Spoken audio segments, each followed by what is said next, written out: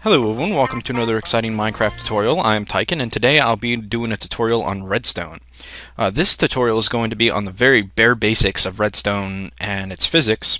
Then I'll be doing more advanced tutorials later with circuitries and how to use circuits in regular inventions.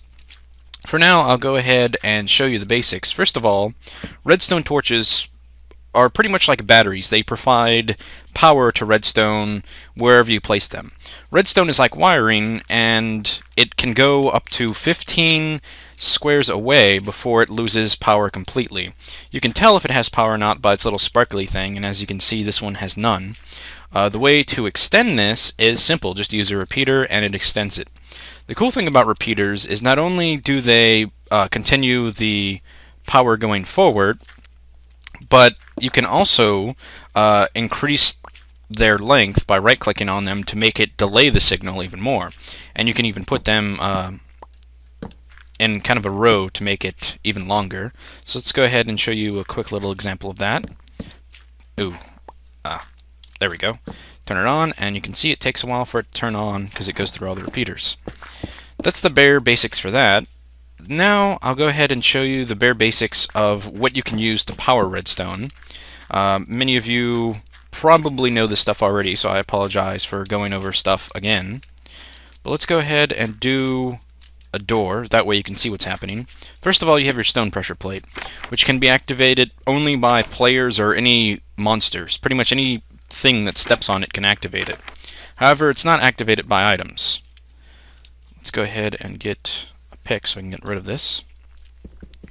Next, you have your wooden pressure plate, which again can be activated by essentially anything, even items thrown onto it.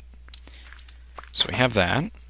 Now, let's see. Levers. Levers, actually, one thing I did want to mention, with pressure plates, it's only as permanent as stepping on it. It only flashes the signal and keeps it on as long as you're on it. Levers, on the other hand, they're on until you click them off, no matter what. Constantly provide power. Buttons, let me go ahead and get a button. Buttons will pretty much do the same thing as pressure plates, but only once after you click it for a few seconds.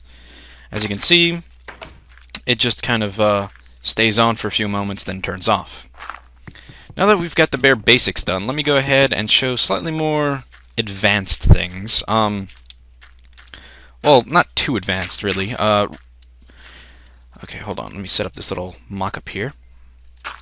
Okay. Redstone can go up blocks, like so, and continue keeping its current.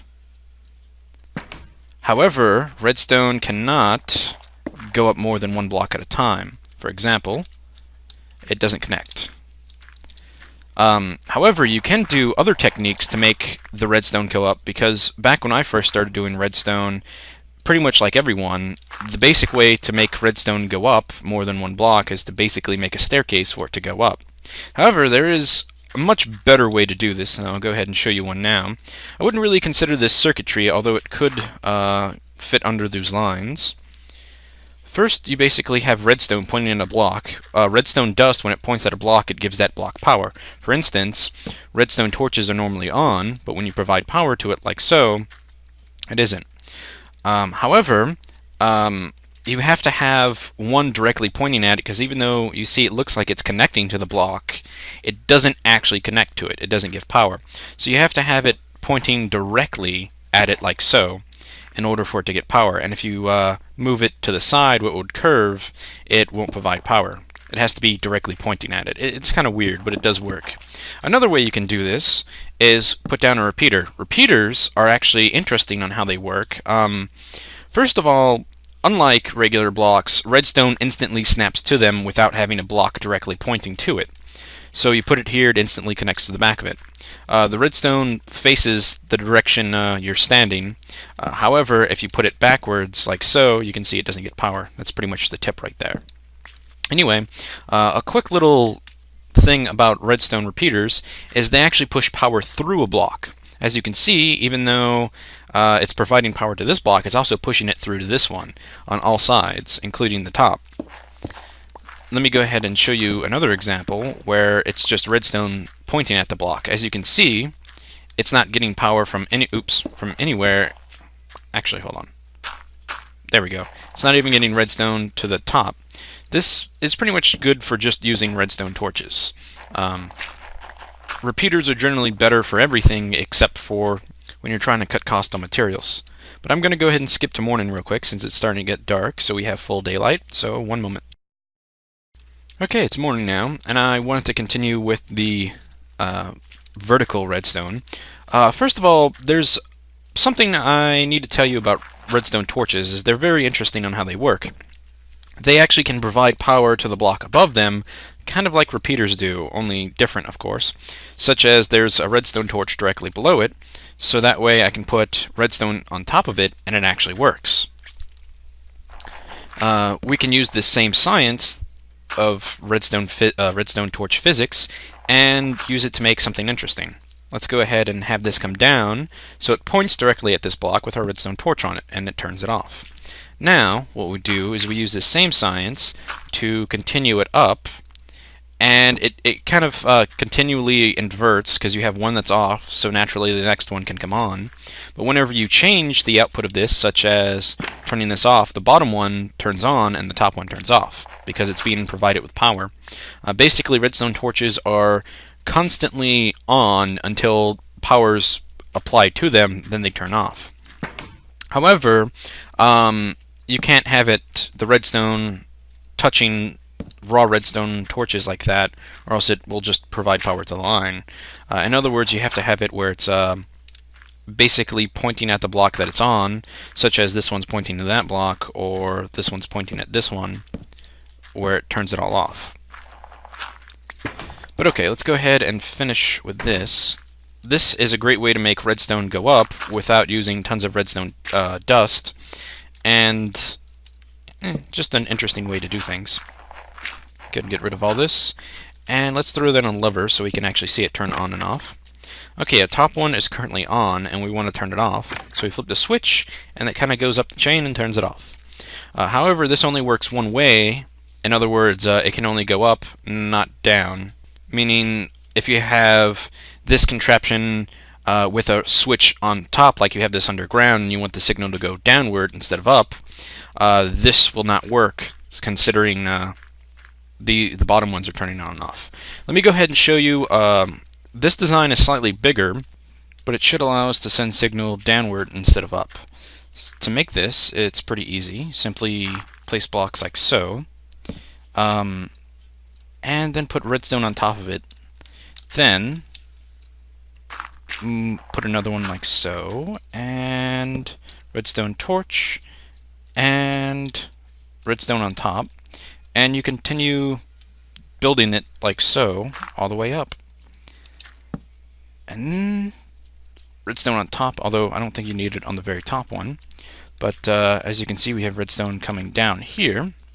Let's go ahead and put a lever here, and we turn it on. This one turns off, allowing this to turn on, which turns this one off, and turns this one off. It's pretty much like the domino effect, sort of. Just a bunch of inverting. It works.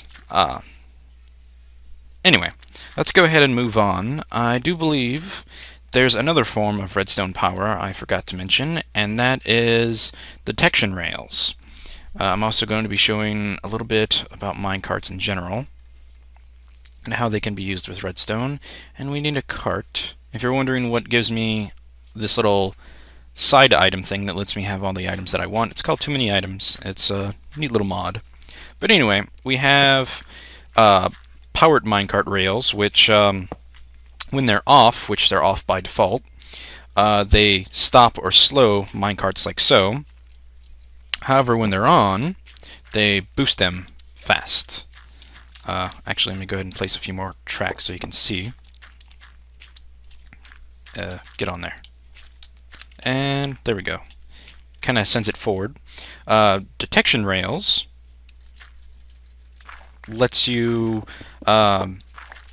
essentially give power to whatever. It's kind of like a pressure plate, but works only for minecarts. Let me go ahead and give you an example like so. Like when you push a minecart over it, Not only does it activate the booster pad, but it also activates the redstone next to it. There's a bunch of little neat inventions you can do with this, but I'll be showing them off later. Let's see, for now, I think that's about it for the bare basics. Actually, before we go, I'll go ahead and show you a few more things you can actually do with pistons. You can use them to activate, not pistons, redstone. You can use them to activate note blocks, pistons, and dispensers. Let's go ahead and show a little mock-up example. And you can also use them to apply power to minecart tracks, which when you do so, it changes the tracks like so. So you can pretty much use a button to change which direction you're going. So if you're coming from this way, you can, switch it around. You can also use redstone or even just the power supplies to activate certain things, such as pistons, dispensers. You can hear it clicking. I'll go ahead and put something in there so you can hear it. And then note blocks. Or those I think you need to actually put redstone to. Yeah, like so. There is one other neat trick I wanted to show you before I go too as well. Let's see. Let me just get a bunch of pistons so I can show this off easily. Normally, you can't apply power directly to something like so by just having redstone coming through here. However, with pistons are slightly different. They can draw power from any number of places. So we can do this instead. Put a block up here and draw it from the block right there. And it should activate. However, there are some blocks that you can't do that with. Like, just say you have two of these together. Both of them have redstone torches on them, but you want to activate them both, but you have to point the redstone directly at the block. There is a way around this, because it normally wouldn't work, is use repeaters, which would activate the block anyway, but the cool thing is they can actually connect together. So where you normally wouldn't be able to do it, it allows you to turn it on or off, like so. So that's a neat little trick right there, and I think that's about it for the basics. If I left anything out, let me know in the comments below, and I'll be sure to add it in my next video. Also, if there's anything about redstone you want to learn, I will be doing it in a next tutorial. So like I said, put all your questions below, anything you want to figure out how to do, and I'll hopefully make more tutorials. I hope you all like this, and I'll see you guys next time.